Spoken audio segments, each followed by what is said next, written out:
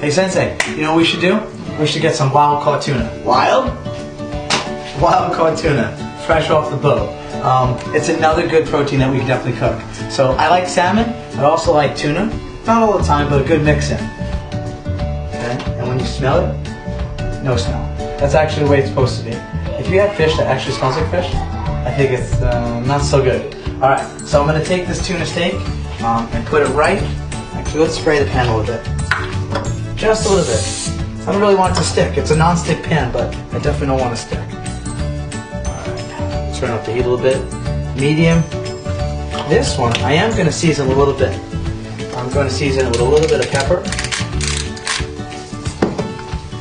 Oops, all that. It's nice fast reflex. And a little bit of salt. That's that. You hear that starting to sizzle? So we're cooking our tuna now, and what we want to do is make sure that we don't overcook it. So if you can kind of see that the white is on the bottom, it's the cooked part, and we want to flip it just at the right time so that way it stays kind of pink in the middle, because you can always put it back on the flame, but you can't take it off. You can't go backwards. So we're looking pretty good. It's very delicate. The salmon was delicate.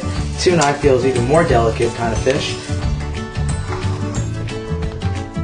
That looks ridiculously delicious. Tasty, what better? So I actually like to put a little bit of sesame seeds on there. And it's, you know, just to add a little bit of texture.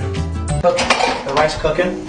So we'll make 2 cups of rice so that we can have it ready to go. I mean, it's not an exact science, but I'm going to do 2 cups of rice.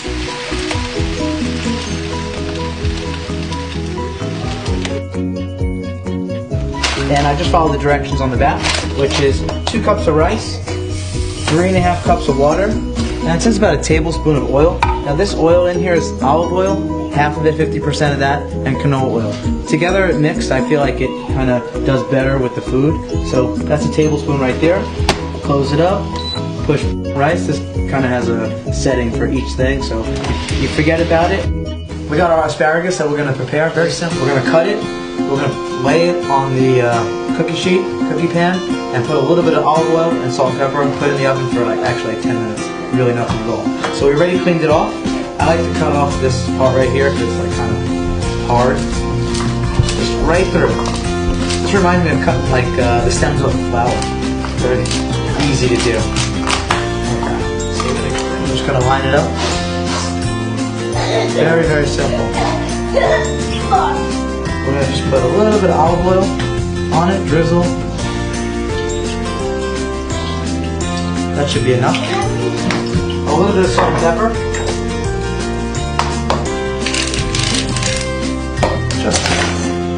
Just a little bit. I got like a microplate. It's kind of cool. So you take off the wrapping right there, right on top, and you go like this. Beautiful. Actually gives it a nice flavor.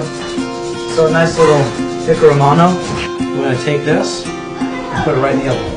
10-12 minutes should be fine. So I'm going to take out the asparagus. It is perfectly cooked. Beautiful. Again, we only did olive oil, a little bit of grated cheese, and a little salt and pepper on it. We're going to make a tuna dish. So we have our seared tuna. I seared it in the pan, just under, medium kind of rare, but it was medium rare earlier and it kind of cooked a little bit more. But we're going to use jasmine rice to go with this. I like rice to go with, fish a lot of times. It's just like, because fish is lighter, so rice is kind of holding that lightness feeling to it. And then we're going to put some of our asparagus that we just took out of the oven. This asparagus had Parmesan cheese sprinkled on it, and a little bit of salt, a little pepper, and olive oil. There we go. Another 40-40-20.